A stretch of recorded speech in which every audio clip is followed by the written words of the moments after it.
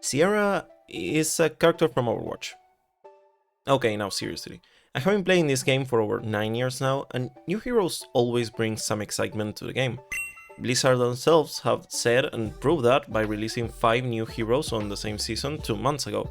But Sierra, I don't think I have seen anyone talking about her outside saying she's boring and generic, or complaining about the bullshit Damebot after her damage was buffed. But is she really just that? A bland hero with nothing else going for? For today's video, I will be trying to find that answer by analyzing her visuals and most importantly gameplay, as it is the focus on my channel, and giving out my opinion about her. As a disclaimer, this video is based on my experience after playing her for some hours, and it's my opinion. I encourage you to write down in the comments however you feel about her, and you're welcome to disagree with me. Without further ado, let's begin. Okay, yeah, visually she's not super interesting, but I still think her design has some aspects I really like. First of all, she wears the mixture of a military and wall climber outfit, with her legs having some exoskeleton type of armor that is meant to emphasize her legs as a significant part of her design. Honestly, that's not a bad theme to build a character around, and even just in terms of military aesthetics, we don't actually have other heroes that lean onto it, despite Overwatch quite literally being a military organization. There are a ton of skins with that going for, but not on their base hero designs. The problem is that her energetic personality really clashes with that idea, leaving her with a red beret, a somewhat militaristic color scheme. Why she has neon pink details is beyond me, and that's kind of it. The rest of her clothes lean onto the rock climber space, but if you ever saw a rock climber, yeah, it's not a very interesting outfit. She also doesn't really play like a rock climber and is mostly focused around her gun and drone, so why give her that outfit at all? Her name quite literally means chain of mountains. Why doesn't her gameplay reflect any of it? I will go more in depth later about the connection between gameplay and visuals, but there really isn't anything beyond military-esque hero shoots gun.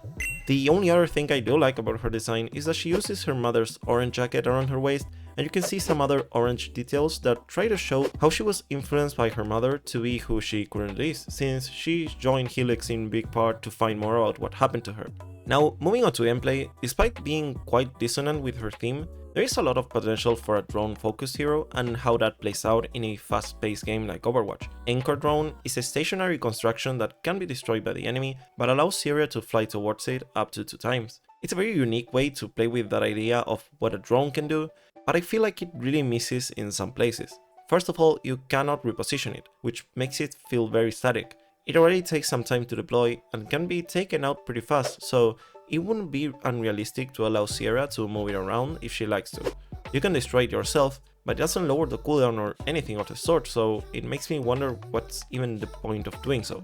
Imagine that button could be used to recall your active drone, resetting the cooldown, allowing you to be more flexible with your positioning. Another really lacking aspect of it is how limited the dash itself is. You can't super jump or dash out of it, which makes her movement predictable and a bit sluggish. It was made a bit faster after a hotfix, but honestly her gun is taking too much of her power budget currently, which means her movement cannot be stronger as of now. Which is a shame, as her overall theme would make you believe she would at least be pretty agile and mobile, but she doesn't feel that much more agile than, say, Sojourn. It's okay to have gun-heavy focus heroes, but since Emre just came out, it makes her very redundant, made worse by the fact that both of them have grenades too. I also kind of hope that her drone could be used for scouting in some form, like being able to reveal enemies on sight, as that is what drones tend to be used for in other FPSs, but at least they did put her in the Raycon sub-role, so she has some of that aspect somewhere on her kit. The priority in my opinion should be to look into more ways she can place and use her drone, as it's very lacking for it to be her more distinctive feature. Drone does have a unique UI that shows you if you're in range and how many charges you have left, which is nice and especially helps with keeping track of whether or not you still have it up.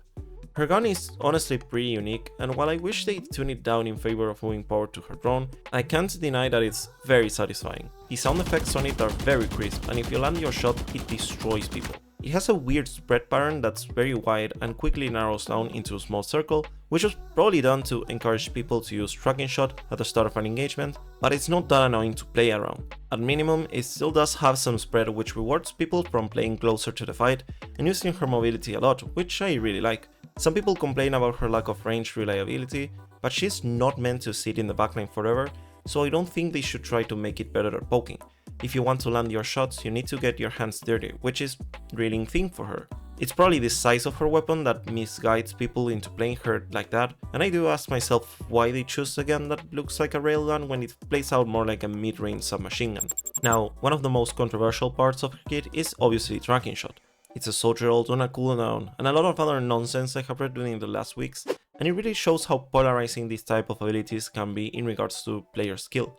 For good players, this ability punishes risky plays that let you out in the open, since usually you are playing behind some cover to pick and move around the map, but in lower levels, cover is an option, so they tend to be wide in the open and are unaware on when they get hit by it. Realistically, she is always going to be somewhat skewed towards being stronger in lower levels due to this and her ult, but I do wonder if there is something that could be done to make it more fair across ranks. Maybe if you land a crit with a dart, the track shots deal extra damage, as they should track towards the head, rewarding people with good aim, as it currently not worth going for. The ability has real counterplay, and I assure you the sound of it when you get hit is very distinct enough from everything, so I can't say Blizzard didn't try to make it as balanced as possible. I do believe maybe the duration needs some tuning, as it punishes tanks with no shields or matrices for a bit too long. Other abilities have reduced effect on tanks, so while not a big deal, maybe it's worth doing in this case. Aside from that, if you land it reloads your weapon, so higher skill players can use it that way to reduce your damage output downtime. You can even cancel the tracking afterwards by pressing it again, so you can gain the benefits from it without making you unable to land headshots. It also allows her to have some way of dealing with flying or highly modeled targets, as her other abilities are pretty ineffective against them. It's not as satisfying as a Sojourn railgun shot, but it's still pretty funny to see a Lucio wall riding around and being instantly deleted by it. That being said, while you would think you could use your drone after a tracker shot to follow people around cover, most of the time they are just too far away, or the cast time of placing and flying towards the drone eats up most of the tracking duration. It's probably best that this isn't super reliable, but it's true that sometimes tracker shot feels separate from the rest of her kit. Unrelated to tracker directly, but I will mention it here, this major perk needs immediate nerfs. It was already good pre-buffs, but with 30% more DPS, yeah, you can see it's a bit absurd. Tremor Charge, on the other hand, has been the least discussed ability, but it honestly flows quite well with her kit. Assuming this is the last ability they added to her, she was lacking some form of burst damage, but at the same time she needed something that reinforced her more mid-range playstyle, so a grenade that travels a bit slowly in an arc does just that. It can still support her more long-range presence, but it's far less consistent due to it bursting forward, which obligates the Sierra player to launch it directly on top or in front of the enemy for the maximum damage, something you won't be doing consistently from afar. It also plays well with her drone to secure kills as a burst option, since tracking shot just takes too long to be used that way. When her kit was leaked, I was worried she would be able to use her Tremor as a homing nade, which, if you played during the first year of Overwatch 1, would understand why that's a bit scary. Is the ability a bit filler and just another burst damage projectile like many other DPS have? Yeah, but I'm not sure any other option would have been better. At the end of the day, DPS needs some form of burst to confirm kills, and it needed to be something comfortable to use while moving around with her drone, so the options were quite limited. Her ultimate though, I have very mixed feelings about. It's a strong ultimate into immobile heroes, and in some maps like Liang or King's Row, you can cover up entire choke points, which will ensure value on it, as you can actually spread the projectiles more or less depending on how you angle it. I have also seen multiple players that I assume are from lower ranks complaining about it, which is likely due to it having no indicator unlike stuff like Div Assault, which will result in bad players getting caught off guard a lot. You can obviously see the big bright pink things on the ground, but I assure you haven't seen gold players if you can't comprehend why this can be a problem for them. In higher ranks, people just move away or use defensive cooldowns to survive. Outside, Ryan players, for some reason, they think they can magically survive it by holding their shields.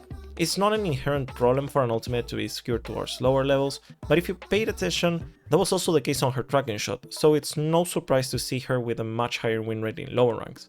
I'm not sure if making the ult have a longer deploy time will solve this, and overall it seems like it will always be a very sharp ability in this regard. The other issue I personally have with it is that it's straight up unusable up close, since your drone takes a small time before it starts deploying the bombs. Her kit is actually meant to be played more on the mid to close range and not directly on top of people, but I can't deny I have misused it multiple times as a last resource option when it just doesn't work if someone jumps on you. On a more experimental and crazy idea, I would have loved to be able to use her ult from her aim control. I'm not sure if that could ever work, as I can only imagine being able to be used like Tejo from Valorant, but it will probably take too long to be effective in a game like Overwatch. Again, this is just a crazy idea, but would be really cool to have more ways to use her anchor drone, as I've been mentioning.